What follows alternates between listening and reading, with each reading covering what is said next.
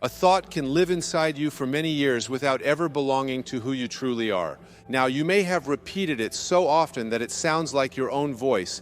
You may no longer remember who first said it, where you learned it, or when you began accepting it, but familiarity does not make a thought true. Sometimes it is only an old instruction carrying another person's fear, limitation, or judgment. And this is where discipline begins. Not by fighting the thought, but by becoming aware of it before you automatically believe it. Are you thinking your thoughts, or are old thoughts thinking through you? Now think about the first few minutes of an ordinary morning. And your eyes open, and before your feet touch the floor, the mind has already begun presenting its report. There is the unfinished responsibility. There is the conversation from yesterday. There is the bill that must be paid, the message you have not answered, the person who disappointed you, and the possibility that something may go wrong before the day has even properly begun. You look into the mirror, and perhaps the mind comments on the face looking back. You reach for the telephone, see one notification, and suddenly an entire story begins. Then you remember something someone said 3 days ago, and the argument resumes as though the other person has been waiting beside the bed all night. The mind can hold a complete committee meeting before you have even found your slippers. But ask yourself something very simple. Did you consciously choose the first thought that entered your mind this morning? Most of the time you did not. It arrived before you invited it. And then another thought followed it, and another, each one carrying the emotional atmosphere of yesterday into a morning that has never existed before. The sunlight may be new, the date may be new, the opportunities may be new, but the inner conversation has reopened the same old file. And this is where most of us become confused. Because a thought appears, we assume it must be telling us the truth. Because it speaks in our own voice, we assume it deserves to be followed. The thought says, "You are going to fail." And before we have examined it, the body has already responded.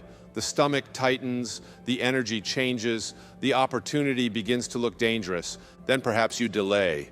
You avoid making the call. You postpone beginning the work. You remain silent when something within you wanted to speak, and later when nothing changes, the mind says, "You see, I told you this would happen." But notice what has taken place. The thought did not predict the future. The thought influenced the way you entered the future. It created fear. The fear influenced your behavior, and the behavior helped produce the very evidence the thought was waiting to use. Now, mental discipline does not mean that you must prevent the first fearful thought from arriving. Thoughts will arrive. Old habits will speak. Memories will offer their opinions. The question is whether their arrival gives them authority. A thought appearing is an event. Believing it is another movement. Rehearsing it is another. Obeying it is another. The thought is not the decision.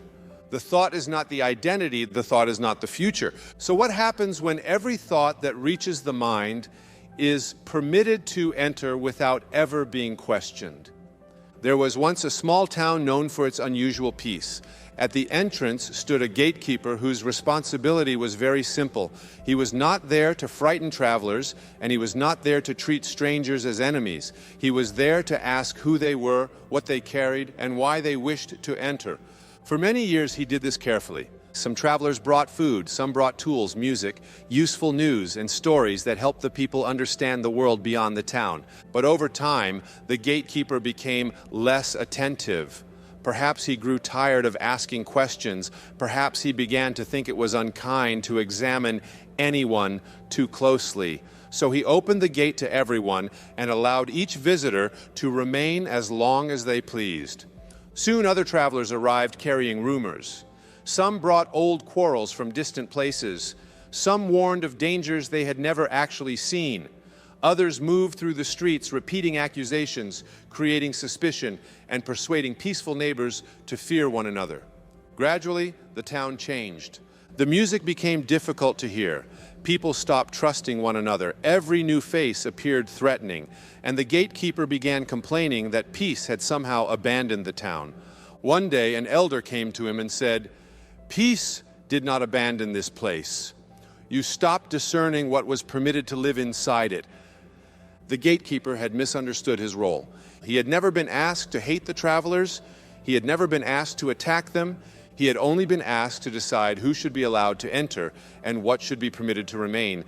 And your mind is not so different from that town. Thoughts will arrive. Memories will arrive. Fear will arrive. Other people's judgments will reach the gate, along with beliefs you absorb from your family, your culture, your teachers, and your past. Their arrival is not the problem. The question is what you continue to entertain. Attention allows a thought to enter. Repetition invites it to remain. And when you begin saying, "This is who I am," the thought is no longer visiting. It has been given a home. You cannot prevent every visitor from reaching the gate, but you can decide what is allowed to build a home within you. And this brings us to a deeper question. Where did some of these thoughts come from in the first place? Now, some of the thoughts you carry were never consciously chosen by you. Perhaps you learned very early that life was unsafe. Perhaps you were taught that love had to be earned, that approval had to be protected, or that making a mistake revealed something shameful about who you were. And when a child hears these ideas often enough, they do not sound like opinions. They begin to sound like the way life is. So ask yourself this: who first taught you to think that way? Maybe it was a parent who was afraid because fear was all they had ever known. Maybe it was a teacher who confused obedience with intelligence. Maybe it was a religious authority who spoke more about punishment than love, or perhaps it was someone who had been wounded and passed that wound to you in the form of advice. This is not about blame. People often give us the fears they never learned to question. They hand us their conclusions and call them wisdom. And sometimes those conclusions do protect us for a while. But what protected you in one season may imprison you in another. Maturity does not require you to reject the people who gave you those beliefs. It asks you to examine what they placed in your hands, because an inherited thought may explain your past without being qualified to determine your future. Now imagine that every thought you have is permitted to enter a courtroom inside your own mind.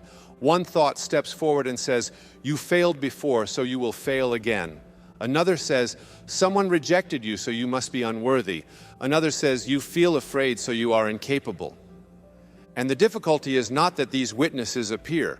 Thoughts will appear.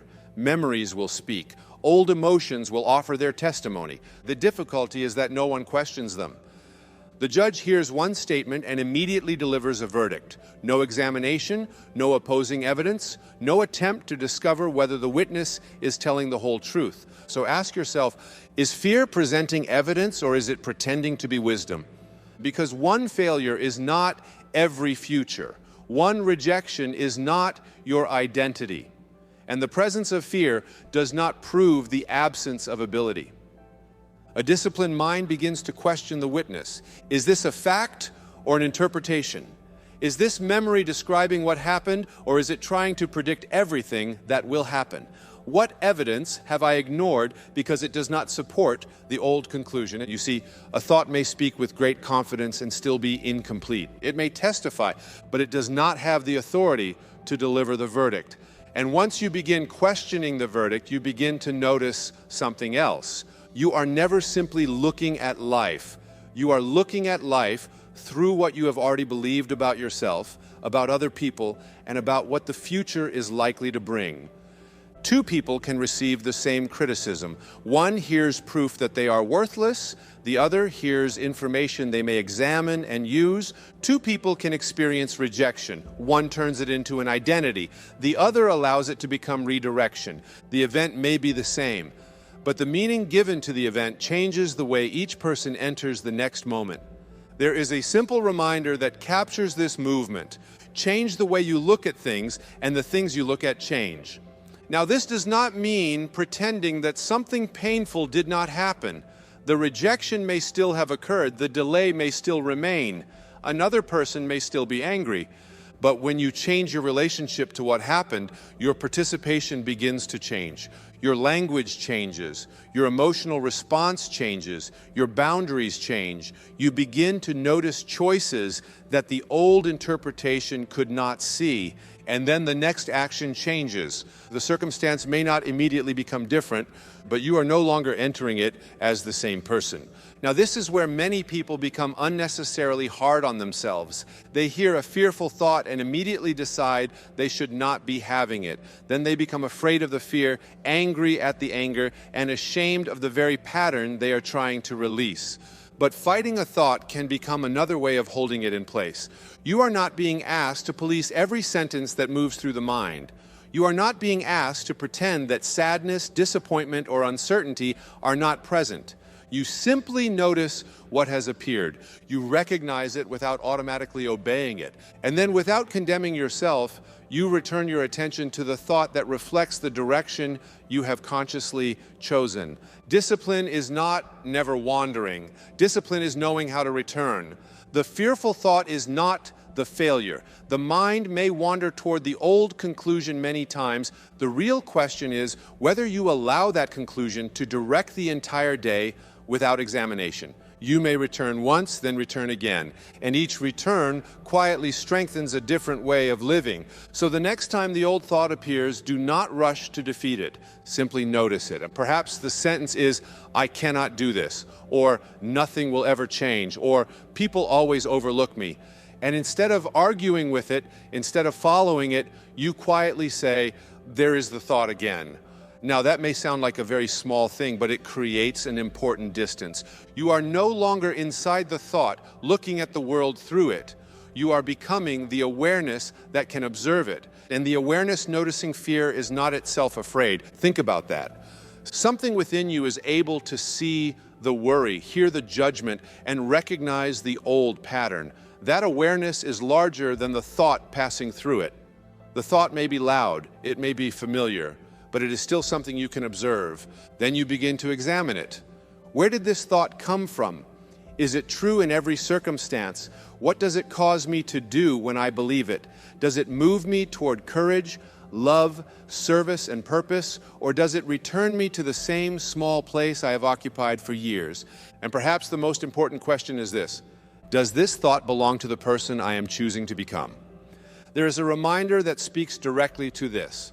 Don't let your unexamined thoughts cause you pain and keep you from living your divine purpose.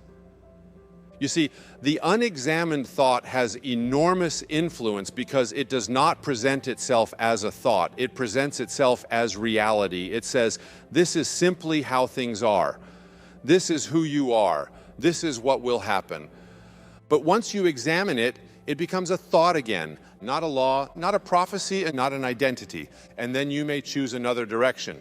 Now, I am not asking you to move from despair to some declaration you cannot possibly believe. If fear is present, you do not have to say, I have no fear.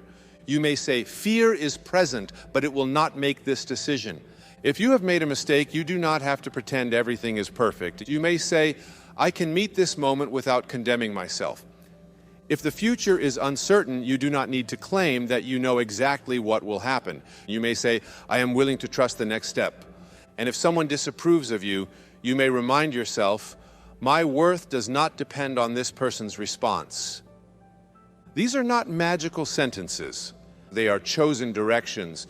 The old thought became familiar because you return to it again and again. A higher thought becomes familiar in the same way, not through mechanical repetition, but through conscious practice. You notice, you examine it, you choose, and then life gives you an opportunity to practice it when the message arrives, the plan changes, or someone touches the very wound you believed you had already healed.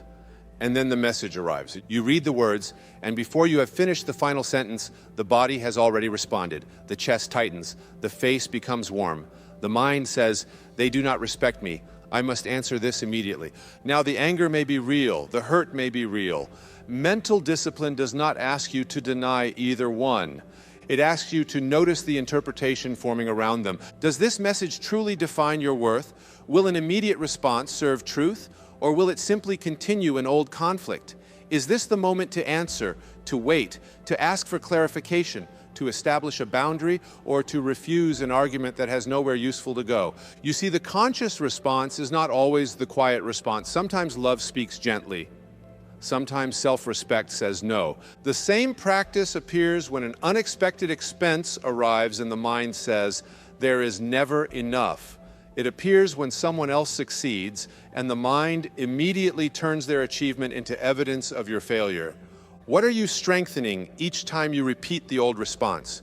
You may still feel anger. You may still feel disappointment, fear, or uncertainty. The transformation is not the absence of emotion. It is the moment you stop allowing emotion to write your identity and choose your behavior without your consent. And when you stop spending so much of your inner energy defending every old wound, something very important becomes available. You begin to notice how much of your life has been consumed by comparison, resentment, anticipated rejection, proving your worth, reliving humiliation, and preparing for conflicts that have not even occurred. All of that requires energy, and the energy you use to rehearse resentment is no longer available for love. The energy you use to compare yourself is no longer available for creativity. The energy you use to defend the ego is no longer available for presence, compassion, or meaningful work. So mental discipline is not only about feeling better, it is about becoming available for the life you are here to participate in. The fearful mind continually asks, how do I protect myself here? How do I prove that I am right? How do I make certain that no one can hurt me? But the higher mind begins asking a different question. How may I serve here? Now, service does not mean allowing people to mistreat you. It does not mean surrendering your boundaries or placing yourself last. Sometimes service means listening. Sometimes it means forgiving. And sometimes it means saying no without hatred. The disciplined thought is not always the thought that keeps everyone comfortable. It is the thought that allows love, purpose, and self-respect to remain present in the same moment. Now think about a glass of muddy water. If you shake it because you want it to become clear, what happens? It becomes cloudier. And if you become frustrated and shake it even harder, the water does not reward your effort. The mud simply remains in motion. Clarity begins when the disturbance stops. The sediment settles because it is no longer being forced to move. Your thoughts can be like that. When fear appears and you attack it, condemn it, argue with it, and demand that it disappear immediately, you may keep the entire mind occupied by the very thing you want to release. But when you notice the thought without obeying it, something begins to settle. You do not have to approve of the fear. You do not have to follow it. You simply stop feeding it with force. Awareness, patience, return. The disciplined mind can be firm without becoming violent toward itself. There was a man who traveled for many years with an old handwritten map folded carefully inside his coat. The map had been given to him by someone he deeply trusted. So whenever he reached a crossing, he opened it. Whenever the road divided, he consulted it. And whenever the landscape seemed confusing, he assumed the map must know better than he did. But the journey became increasingly difficult. Some roads marked on the page no longer existed. A bridge the map promised had never been completed. Certain places were labeled dangerous, though people now moved through them peacefully. And again, the man became lost. Still, he did not question the map. It had come from someone important, so he assumed the landscape must be wrong. Then one day, after following a road that ended in an empty field, he finally lifted his eyes from the page and looked carefully at what was actually before him. The world had changed, and perhaps the map had never described his journey at all. Perhaps it had described the fears, knowledge, and limitations of the person who first drew it. The map was not evil. It may once have been useful, but it was created for another traveler in another time. Some of your thoughts are inherited maps. They may have protected you once. They may have helped someone you loved survive. But gratitude for where they came from does not require permanent obedience. You can honor the past without asking it to choose every road ahead.